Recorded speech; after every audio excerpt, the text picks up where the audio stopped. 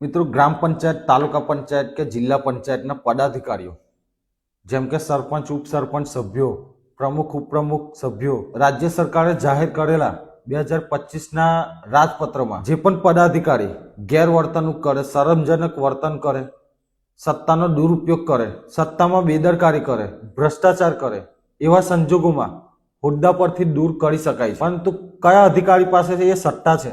તો ગ્રામ પંચાયત અને તાલુકા પંચાયતના પદાધિકારીઓ માટે ફરિયાદ કરવી અને એની પર તપાસ કરવી. તો જિલ્લા વિકાસ અધિકારી પાસે સત્તા છે કે તેવા પદાધિકારીઓ સામે કાર્યવાહી કરી શકે છે, કાર્યવાહી કરીને પગલાં લઈ શકે છે. જ્યારે જિલ્લા પંચાયતના પ્રમુખ, ઉપપ્રમુખ કે સભ્યો એવા પદાધિકારીઓ સામે કાર્યવાહી કરવાની હોય તો એની જાણ વિકાસ કમિશનરને કરવામાં આવે છે. તો ગ્રામ પંચાયત, તાલુકા પંચાયત માટે જિલ્લા વિકાસ અધિકારી અને જિલ્લા પંચાયતના પદાધિકારીઓ માટે વિકાસ કમિશનરની જવાબદારી છે કે દરેક પદાધિકારી સામે કાર્યવાહી કરે. ધન્યવાદ. જય હિન્દ, જય ભારત.